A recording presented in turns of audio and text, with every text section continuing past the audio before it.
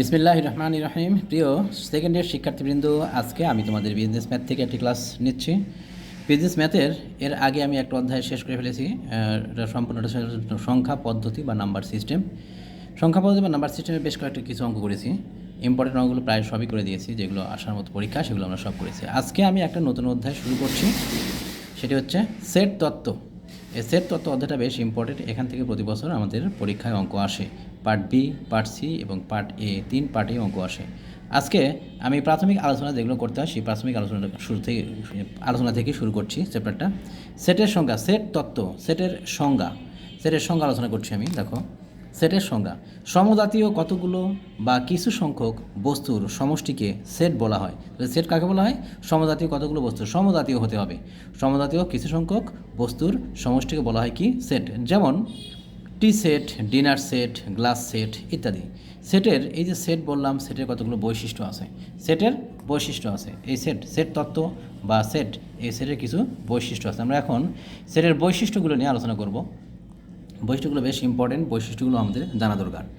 আচ্ছা দেখো, সেটের বৈশিষ্ট্যসমূহ কী কী। 1 নম্বর, প্রতিটি সেটের নাম থাকে। প্রত্যেকটা যে set, A set, B set, C set, এই সেটের একটা নাম থাকবে। সেটের নামকে ইংরেজি সবসময় বড় হাতের অক্ষর দ্বারা প্রকাশ করব, কখনোই ছোট হাতের স্মল লেটার দিয়ে সেটের নামকে প্রকাশ করা যায় না। যেমন এ সেটের নাম এরকম হতে পারে A, B, C, D dot dot ইত্যাদি। দেখো, আমরা এখানে সবগুলোই বড় হাতের অক্ষর দিয়ে প্রকাশ করেছি। এ, বি, সি, ডি বড় হাতের অক্ষর দিয়ে প্রকাশ করেছি। কখনোই আমরা ছোট হাতের এ, বি, সি, ডি দিয়ে সেটের নামকে প্রকাশ করতে পারবো না। 2 নম্বর, সেটের উপাদানগুলো সবসময় দ্বিতীয় বন্ধনীর মধ্যে দেখানো হয়। সেটের উপাদানকে কখনোই ফার্স্ট ব্র্যাকেট বা থার্ড ব্র্যাকেটের মধ্যে দেখানো যাবে না। সেটের উপাদানকে সবসময় আমরা কী করব? দ্বিতীয় বন্ধনীর মধ্যে বা সেকেন্ড ব্র্যাকেটের মধ্যে দেখাবো, কখনোই থার্ড ব্র্যাকেট বা ফার্স্ট ব্র্যাকেটের মধ্যে দেখানো যায় না। এটা আমাদের মনে রাখতে হবে। যেমন একটা উদাহরণ দিয়েছি আমি, যে এ একটা সেট যার উপাদান এ, বি, সি।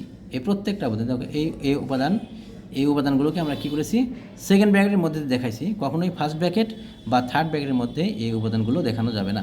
3 নম্বর, সেটের 3 নম্বর বৈশিষ্ট্য, এটা হচ্ছে একটি সেটে একাধিক উপাদান থাকলে উপাদানগুলোর মাঝে কমা চিহ্ন দিয়ে দেখাতে হবে, কমা চিহ্ন দিতে হবে।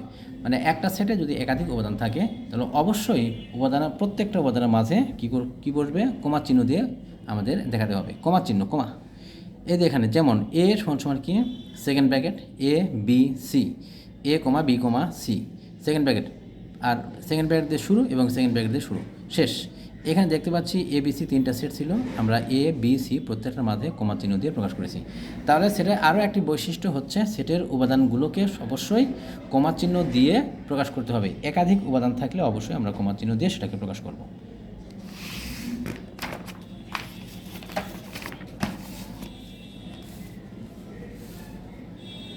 4 নম্বর, একটি সেটে একটি উপাদান কখনো একাধিকবার আসে না। মানে একটা সেটে একটা উপাদান একবারই আসবে, কখনোই একটা উপাদান কখনো 2বার বা একাধিকবার আসবে না। যেমন এ একটা সেট যার উপাদান 1, 2, 3, 4, 5। 1 একবারই আছে, 2, 3, 4, 5 সবগুলো একবার করেই আছে, কখনো একটা উপাদান একাধিকবার এখানে আসে না। এটাও সেটের একটা বৈশিষ্ট্য বা ধর্ম। 5 নম্বর, সেটের উপাদানগুলো কোনো ক্রম মেনে চলে না। সেটের যে উপাদানগুলো থাকবে, এই উপাদানগুলো কোনো ক্রম মেনে চলে না। আমরা এখানে সিরিয়ালি লিখেছি 1, 2, 3, 4, 5 সিরিয়ালি লিখেছি। এটা এলোমেলোভাবেও থাকতে পারে, আবার ক্রম অনুসারেও থাকতে পারে। তো ওইটাই বলেছি যে সেটের উপাদানগুলো কোনো ক্রম মেনে চলে না। এলোমেলোভাবে থাকতে পারে, আবার ক্রমানুসারেও থাকতে পারে। যেমন এ একটা সেট ধরলাম আমরা এখানে 1, 2, 3, 4, 5, 6, 7 একদম সিরিয়ালি দেখাইছি 1 থেকে 7 পর্যন্ত। আবার বি আরও একটা সেট, এটাকে আমরা এলোমেলোভাবেও দেখাতে পারবো 2, 4, 3, 1, 7, 6, 5 এখানে এলোমেলোভাবে লিখছি। তাহলে সেটের উপাদানগুলো কোনো ক্রম মেনে চলে না, ক্রম ছাড়াও থাকতে পারে, আবার ক্রম অনুসারেও থাকতে পারে। 6 নম্বর, সেটের উপাদানগুলোর কোনো সীমাবদ্ধতা নাই। একটা সেটে অসীম সংখ্যক উপাদান নিয়েও গঠিত হতে পারে, আবার কোনো উপাদান না নিয়েও একটা সেট গঠিত হতে পারে। মানে সেটের উপাদানের কোনো সীমাবদ্ধতা নাই। এরকম না যে 5টা, 10টা, 7টা নিয়েও একটা সেট গঠিত হবে, তার বেশি হতে পারবে না, এরকম নির্দিষ্ট কোনো নিয়ম নাই। তাহলে কি? সেটের উপাদানগুলোর কোনো সীমাবদ্ধতা নাই। অসীম সংখ্যক উপাদান নিয়েও একটা সেট গঠিত হতে পারে, আবার কোনো উপাদান না নিয়েও একটা সেট গঠিত হতে পারে। যেমন আমরা এখানে দেখাচ্ছি এ সমান 5, এই যে ফাঁকা, এর মধ্যে কোনো উপাদান নাই। তার মানে কি এই ফাঁকা মানে এর মধ্যে কোনো উপাদান নেই, এটা হচ্ছে ফাঁকা সেট। এটাকে আমরা সেকেন্ড ব্র্যাকেট লিখে কোনো উপাদান দেখাবো না, এটাও দেখানো যাবে। অথবা ফাই চিহ্ন, এই চিহ্নটার নাম হচ্ছে ফাই বা অরি, এই চিহ্ন দ্বারা বোঝায় এটা একটা কি ফাঁকা সেট। এটাকে আবার কখনোই আমরা সেকেন্ড ব্র্যাকেটে দেখাতে পারবো না, এরকমভাবেই আমরা লিখবো। তাহলে এ একটা উপাদান, এ একটা সেট যার উপাদান কী কী আছে 1 2 3 4 5 6 7 ডট ডট ডট ডট চলতেই আছে ইনফিনিটি পর্যন্ত।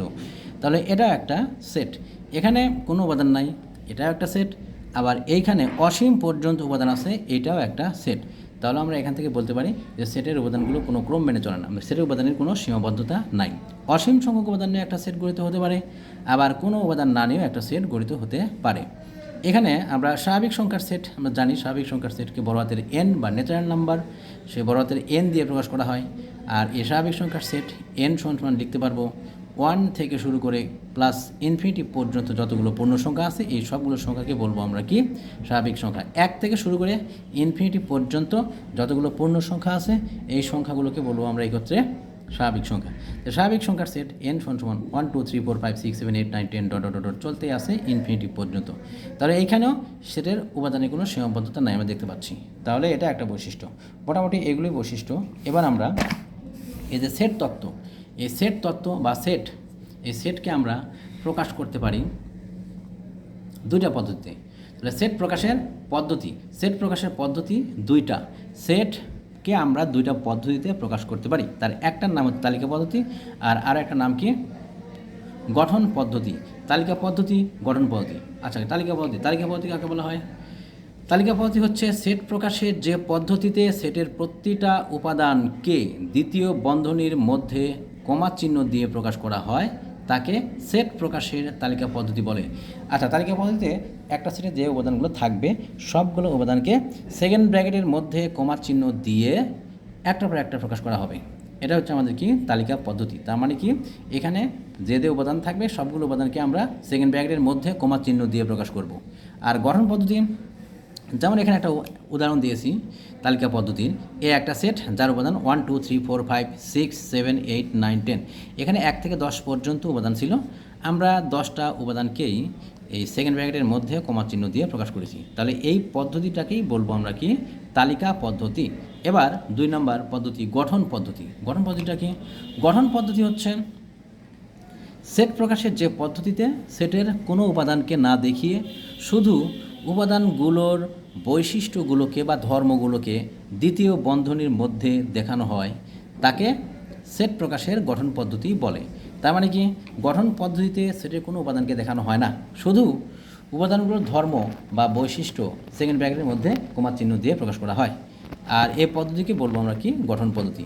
আমরা উপরে একটা সেটের উদাহরণ দিয়েছিলাম তালিকা পদ্ধতিতে, এ সমান তালিকা পদ্ধতি এ সমান ছিল কি 1 2 3 4 5 6 7 8 9 10, মোট 10টা উপাদান এখানে আছে। আমরা এই সেটটাকে এখন তালিকা পদ্ধতিতে প্রকাশ করব, তালিকা পদ্ধতিকে গঠন পদ্ধতিতে প্রকাশ করব। তাহলে গঠন পদ্ধতিতে প্রকাশ করলে আমরা কী করব? আমরা জানি গঠন পদ্ধতিতে কোনো উপাদানকে দেখানো হয় না, শুধু এদের ধর্ম বা বৈশিষ্ট্যকে প্রকাশ করা হয়। তা আমরা লিখলাম এ একটা সেট যার উপাদান এক্স। এক্সটা কি? এক্সটা হচ্ছে এখানে একটা চলক, এখন এক্সের মান যে কোনো কিছু হতে পারে। আমরা বললাম এ একটা সেট যার উপাদান এক্স। এক্স পাশে আমার দুইটা গোল চিহ্ন, মানে এটা সাজ দ্যাট মানে যেন এক্স বিলংস টু এন, মানে তার মানে কি এক্সের মানটা কার মধ্যে অন্তর্ভুক্ত? স্বাভাবিক সংখ্যা এন। একটু আগে আমরা আলোচনা করেছি যে স্বাভাবিক সংখ্যাকে আমরা কী দিয়ে প্রকাশ করি? বড় হাতের এন দিয়ে প্রকাশ করি। আর এনের মধ্যে কী কী উপাদান থাকে? 1 থেকে +1 থেকে প্লাস ইনফিনিটি পর্যন্ত সবগুলো উপাদানকে আমরা বলবো কি স্বাভাবিক সংখ্যা। সবগুলা পূর্ণ সংখ্যাকে বলবো আমরা কি স্বাভাবিক সংখ্যা। তো এইখানে আমরা দেখতে পাচ্ছি 1 থেকে 10 পর্যন্ত আছে, তাই আমরা বললাম যে এক্সের মানটা কার মধ্যে আছে? এন বা স্বাভাবিক সংখ্যার মধ্যে আছে।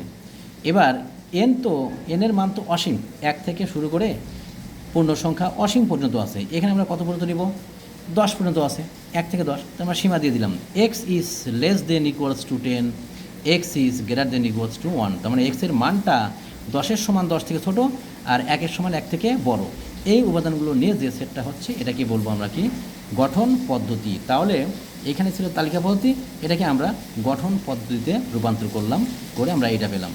আজকে এ পর্যন্তই, এর পরবর্তী ক্লাসে আমরা আরও নতুন কিছু আলোচনা করব। সবাই ভালো থাকুন, আল্লাহ হাফেজ।